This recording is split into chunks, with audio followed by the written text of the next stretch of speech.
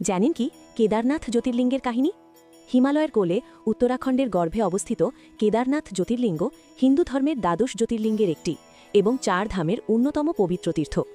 সমুদ্রপৃষ্ঠ থেকে প্রায় ৩,৫৮৩ মিটার উচ্চতায় অবস্থিত এই মন্দির ভক্তদের কাছে অটুট বিশ্বাস ও ভক্তির প্রতীক। পাণ্ডবদের অনুতাপ ও মহাদেবের লীলা। মহাভারতের কুরুক্ষেত্র যুদ্ধের পর পাণ্ডবরা আত্মীয় স্বজন ও ব্রাহ্মণদের হত্যার পাপ থেকে মুক্তি পেতে ভগবান শিবের আশ্রয় প্রার্থনা করেন, কিন্তু মহাদেব তাদের উপর ক্রুদ্ধ ছিলেন এবং তাদের দর্শন দিতে অনিচ্ছুক ছিলেন। পাণ্ডবরা প্রথমে কাশীতে যান, কিন্তু সেখানে শিবের দেখা না পেয়ে তারা হিমালয়ের দিকে রওনা হন। শিব তখন তাদের এড়াতে নন্দী অর্থাৎ ষাঁড় রূপ ধারণ করে গুপ্ত কাশীতে আত্মগোপন করেন। ভীম সেই ষাঁড়টিকে সন্দেহ করে তার পেছনের অংশ শক্ত করে ধরেন। তখন শিব ভূগর্ভে প্রবেশ করতে উদ্যত হন। ভীমের হাতে ধরা পড়ে ষাঁড়ের পৃষ্ঠদেশ অর্থাৎ কুজ অংশটি কেদারনাথে প্রকাশিত হয়। এই অংশই আজ কেদারনাথ জ্যোতির্লিঙ্গ হিসেবে পূজিত। শিবের শরীরের অন্যান্য অংশ বিভিন্ন স্থানে প্রকাশিত হয়, যা আজ পঞ্চকেদার নামে পরিচিত: তুঙ্গনাথ, রুদ্রনাথ, মধ্য মহেশ্বর ও কল্পেশ্বর।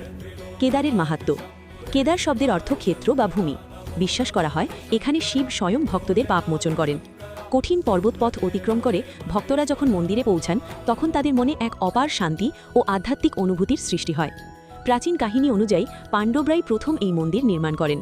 পরে অষ্টম শতাব্দীতে আদি শঙ্করাচার্য এই মন্দির পুনর্নির্মাণ ও সংস্কার করেন। আধ্যাত্মিক তাৎপর্য।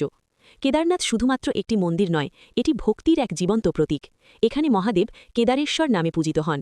বিশ্বাস করা হয় কেদারনাথ দর্শন করলে জন্ম জন্মান্তরের পাপ মোচন হয় এবং মোক্ষ লাভ সম্ভব হয়। ভিডিও ভালো লাগলে কমেন্টে হর হর মহাদেব লিখুন।